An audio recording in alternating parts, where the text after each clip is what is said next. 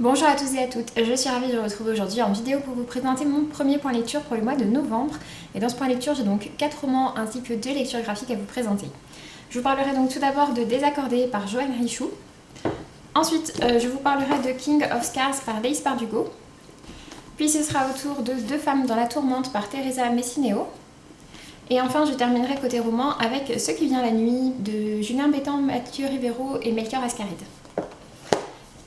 Et du coup, côté graphique, je vous parlerai de ma lecture du tome 3 de Deep Sea Aquarium Magmel, ainsi que de ma lecture du premier tome de la bande dessinée Dans les yeux de Lia par Cuna et Carbone. Je vais donc démarrer tout de suite et je vais démarrer avec Désaccordé par Joanne Richoux. Il est publié chez Gulfstream dans leur collection Echo. C'est un roman qui m'intriguait plutôt, que j'étais assez curieuse de découvrir et finalement je l'ai lu très peu de temps après qu'il soit arrivé chez moi. Dans ce roman, en fait, on va suivre l'histoire d'une jeune femme qui s'appelle Violette, qui a 17 ans, qui est avec des amis à elle du lycée et ils sont à côté d'un château d'eau et il va se passer quelque chose, elle va s'embrouiller avec eux et du coup elle va partir, elle est dans un état d'esprit où elle n'est pas contente de ce qui vient de se passer. Et en fait, elle va se tourner vers une boîte à musique, qui est une boîte à musique que possédait son frère, en sachant que son frère a disparu il y a plusieurs années de ça maintenant. Et donc en fait, elle va tomber sur cette boîte à musique et elle va la prendre dans ses mains et elle va se retrouver transportée dans un autre monde. Et donc à ce moment-là, elle découvre vraiment un monde tout entier dans lequel il y a plusieurs types de personnes. Il y a 3 types de personnes différentes et tous les gens ont des noms un petit peu bizarres. Ils ont tous des noms en rapport avec la musique en fait. Et tout le monde lui dit qu'elle est la princesse Croche qui a disparu et qui est quelqu'un de très aimé du peuple et surtout de disparu. Et du coup, on la met un peu directement dans une sorte de complot où elle joue un petit peu un double rôle entre les différents peuples qui existent. J'ai bien aimé l'univers qui était créé par Joanne Richoux, je l'ai trouvé intéressant. Après, c'est vrai qu'il m'a fallu un petit peu de temps quand même pour rentrer dans l'histoire et accrocher au personnage. La petite partie au début, qui est plutôt axée roman contemporain, m'a pas franchement convaincue. En fait, je pense qu'elle était très axée roman adolescent. Et même si elle parlait de choses intéressantes, il y avait vraiment trop un côté adolescent pour moi dans lequel j'arrivais pas à entrer, auquel j'arrivais pas à accrocher. Et quand elle bascule dans l'autre monde, je trouvais qu'au départ les personnages étaient quand même un petit peu caricaturaux, les différents personnages qu'elle rencontre, et finalement petit à petit je trouvais que ça s'améliorait de ce côté-là, en tout cas que les personnages me semblaient plus avoir chacun une histoire, chacun des choses à revendiquer, etc. Et du coup voilà, ça m'a plus convaincue. Et après donc j'ai vraiment bien aimé l'univers qui était installé, avec tout l'aspect autour de la musique, etc. Il y avait quand même pas mal de choses proposées, un univers je trouve assez complet.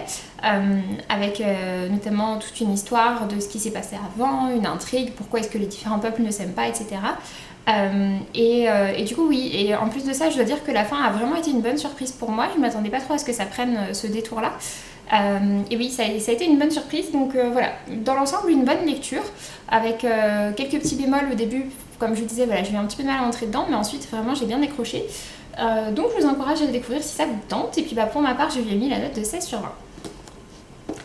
Ensuite, je me suis tournée vers King of Scars par Laïs Bardugo aux éditions Milan. C'est donc le nouveau roman de Laïs Bardugo qui se situe dans le Grishaverse. Et je tiens à préciser tout de suite que c'est pas un roman que je vous conseille de lire si vous n'avez pas déjà lu les 2 tomes de Six of Crows ainsi que les 3 tomes de Grisha, puisqu'en fait c'est un roman qui se passe après ces 2 séries et qui va regrouper des personnages de chacune des 2 séries pour leur faire vivre de nouvelles aventures, et du coup ça spoil carrément plein de choses des 2 autres séries, et personnellement j'aurais pas du tout aimé le lire avant d'avoir lu les 2 autres séries, parce que voilà ce qui se passe dedans sinon non. Ça gâcherait un petit peu le plaisir de la lecture des 2 autres séries que pour ma part j'ai bien apprécié. En fait j'ai adoré Six of Crows et j'ai eu un petit peu plus de mal avec Grisha, que je trouvais beaucoup plus classique en fait en termes de fantasy, mais j'aimais vraiment beaucoup Six of Crows, et d'ailleurs j'étais très contente puisque du coup on prend ici des personnages de chacune des 2 séries, et le personnage qu'on prend de Six of Crows c'était mon personnage préféré, autant vous dire que j'étais super ravie de la revoir. Donc voilà, du coup j'étais très contente. On suit ici en fait l'histoire donc de Nikolai, qui est un prince que l'on rencontre dans la série Grisha, mais on suit pas que son histoire à lui. C'est-à-dire que le titre King of Scars fait référence à lui, mais c'est pas du tout le seul personnage qu'on suit. Et en fait, ce personnage de Nikolai que l'on suit, on nous explique en fait qu'il a une part très sombre en lui, un monstre en lui en fait qui sommeille et qui parfois se réveille. C'est quelque chose qui est expliqué justement dans Grisha, mais qui est vraiment plus exploité après ici. Et donc en fait, voilà, il a cette part en lui qui se réveille parfois et qui peut être extrêmement dangereuse. Et du coup, eh bien, il a une armée de Grisha autour de lui qui essaye de l'aider, en sachant que Nikolai, du coup, a pris un poste très important et que du coup, il a quand même de très fortes responsabilités et qu'en parallèle de ça, il a cette part de monstre en lui qui met clairement en jeu sa sécurité, la sécurité de ses proches, la sécurité du coup du royaume, etc. Enfin voilà, c'est quand même quelque chose d'assez important. Et donc on le suit lui, on suit les Grisha qui l'entourent, qui étaient aussi des Grisha que j'aimais beaucoup. Pour le coup, c'était des personnages que j'aimais beaucoup dans la série Grisha. J'avais du mal avec l'héroïne principale Alina, mais j'aimais bien les personnages secondaires. Et du coup, j'étais contente de voir que c'était ceux-là qui étaient repris ici. Et donc en parallèle de ça, on a une intrigue vraiment séparée, qui est donc du point de vue d'un des personnages de Six of Crows. Et j'aime énormément l'intrigue qu'il y a autour de ce personnage-là. J'aime beaucoup en fait ce qu'il y a au tout début, qui est plus une quête autour de soi-même par rapport aux événements qui se sont passés, une forte introspection. Et puis ensuite, il y a vraiment une intrigue plus qui s'installe avec une espèce de mission pour essayer de sauver des gens, etc. Et j'ai beaucoup aimé tout ça. C'était vraiment une histoire qui m'a vraiment convaincue. Les deux, voire trois histoires qui se passent en parallèle m'ont chacune vraiment convaincue. J'ai trouvé que c'était vraiment très bien fait. Et j'étais vraiment hyper ravie, comme je disais, de retrouver les personnages que j'avais beaucoup aimés dans ces deux séries. J'ai trouvé également que c'était un roman qui était assez dense, dans lequel il se passe quand même pas mal d'événements. C'est un roman qui est riche, avec donc plusieurs trames narratives, qui pour l'instant ne se regroupent pas, mais qui se regrouperont ensuite dans le second tome, puisque ce sera une duologie. Voilà, j'ai vraiment beaucoup aimé tout ça. C'est un roman qui fait quand même 500 pages à peu près. Et qui, je m'attendais à ce qu'ils se lisent plus rapidement. En fait, les chapitres sont assez lents et il faut un peu de temps, je trouve, quand même, pour bien mettre en place toutes les différentes histoires. Mais en tout cas, j'ai beaucoup aimé pour ma part. J'ai mis la note de 18 sur 20 et donc c'est une lecture que je vous recommande très franchement. Et donc, si comme moi vous avez aimé vraiment Six of Crows mais que vous n'avez pas forcément beaucoup accroché à Grisha, je vous conseille quand même de tenter King of Scars. Pour ma part, je l'ai vraiment beaucoup aimé et clairement, j'ai préféré largement Six of Crows, mais je trouve que dans la manière dont l'intrigue est construite, etc., ça m'a plus fait penser à King of Scars, à Six of Crows, avec différents points de vue, etc., différentes histoires. Donc voilà, vraiment une belle réussite ici. Ensuite, je vais donc vous parler de Deux femmes dans la tourmente par Teresa Messineo. C'est un roman que j'ai reçu de la part des éditions Belfond. Alors, ça va être un petit peu compliqué pour vous parler de ce roman. En gros, on suit l'histoire de Jo et de Kay, qui sont deux femmes américaines, qui sont deux infirmières et qui s'engagent lors de la Seconde Guerre mondiale pour donc, voilà, devenir des infirmières militaires. Les deux vont se retrouver à des endroits différents. Je crois que oui, c'est ça. Jo est envoyée en fait en Europe, sur le front, alors que Kay est envoyée au départ à... Comment ça s'appelle ? J'arrive pas à retrouver le nom. À Hawaï.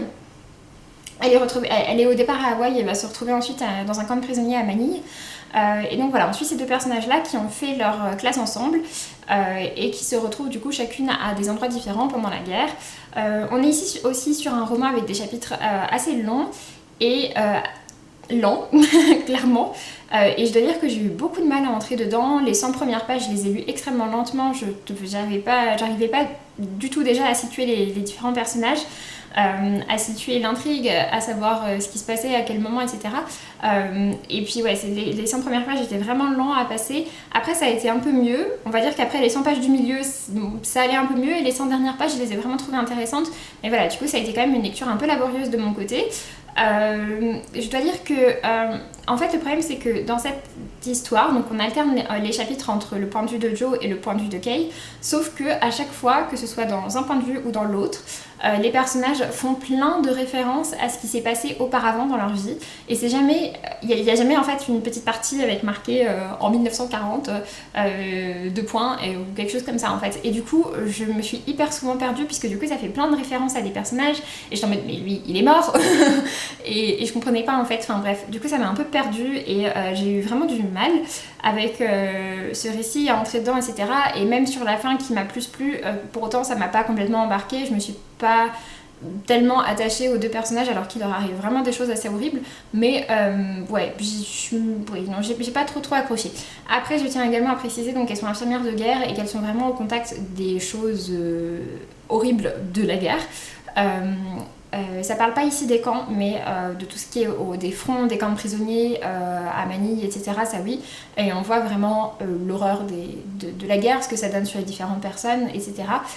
Ouais, j'ai eu du mal un peu à identifier aussi les différents personnages, mais oui, donc au total c'est un roman dans lequel j'ai pas vraiment réussi à entrer, j'ai pas vraiment non plus réussi à m'attacher aux personnages, donc voilà, une lecture un petit peu mitigée pour ma part. J'ai mis la note de 14/20. Et du coup, pour terminer, côté roman, j'ai donc lu Ce qui vient la nuit par Julien Bétan, Mathieu Rivero et Melchior Ascaride. C'est publié aux éditions des Moutons Électriques et ils avaient déjà fait ensemble le petit roman qui s'appelait Tout au milieu du monde, qui était un récit que j'avais bien apprécié. Dans un cas comme dans l'autre, ce sont des romans de fantasy qui sont donc illustrés par Melchior Ascaride. Et donc, les illustrations prennent plus ou moins de place suivant les pages. On a des pages de texte vraiment, on va dire, classiques. On a des pages voilà, comme ça, avec un décor. On a des pages complètement colorées. Donc voilà, on a un petit peu de tout. C'est un récit que j'ai bien apprécié. Donc ici, oui, on est sur une monochromie avec soit des gradés de noir et du jaune. Pour Tout au milieu du monde, c'était un peu le même principe, mais avec du rouge. Et j'aime vraiment bien les dessins qui sont proposés et je trouve qu'ils correspondent bien au récit qui est proposé aussi. Et donc pour vous expliquer le récit, c'est pas hyper simple. En gros, voilà, ce qu'ils mettent c'est la rencontre du folklore breton et de la fantaisie moderne, une descente dans un univers de superstitions et de croyances. En gros, on suit l'histoire d'un duché en quelque sorte qui est dirigé donc par un homme qui s'appelle Gilda et par sa femme que je sais plus comment elle s'appelle. Kelvie je crois, et donc ils sont ensemble dans ce duché sur lequel ils règnent ensemble. Gilda est parti pendant une campagne de guerre il me semble et il revient, et peu de temps après être revenu il va croiser la route de Marie de France qui est une sorte de guerrière, mais qui aime bien en fait récupérer des légendes un peu partout. Et donc on va lui raconter des légendes qui se passent dans le coin, qui sont des légendes avec je me souviens plus comment est-ce qu'ils l'ont appelé, une sorte un type de loup en fait, mais qui traque des gens et qui est beaucoup plus grand et qui a un côté un peu humain. Et donc voilà, on lui raconte toute cette histoire là, on lui dit qu'il y a une forêt qui est mystérieuse, qu'il ne faut pas franchir, etc. Et donc on a en fait ces trois personnages là qui vont évoluer ensemble. On va voir également la place que va prendre cette fameuse légende dans l'histoire. Et j'ai bien apprécié le récit, je l'ai trouvé assez intéressant. C'est écrit d'une manière un peu particulière en fait, c'est une écriture qui n'est pas forcément très simple à aborder et ouais, je sais pas et je saurais pas exactement comment vous décrire l'écriture, mais c'est quelque chose d'assez particulier qui est un petit peu à cheval avec le conte, je dirais.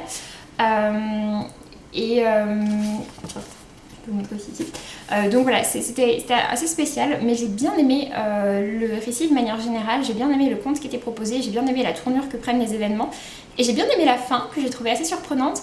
Et je dois dire également que j'ai beaucoup aimé le rôle que prennent les deux personnages féminins, donc sa femme qui je crois donc s'appelle Calvi et Marie de France. Je trouve qu'elles prennent vraiment des rôles intéressants dans l'histoire, il leur arrive vraiment des choses à l'une comme à l'autre, elles sont importantes dans le récit, et j'ai vraiment trouvé ça chouette. Il y avait des messages intéressants également qui passaient dedans, donc voilà, une plutôt bonne lecture, et du coup j'ai mis la note de 16/20. Et du coup pour terminer côté graphique, tout d'abord j'ai donc lu Deep Sea Aquarium Magmel, le tome 3 aux éditions Vega.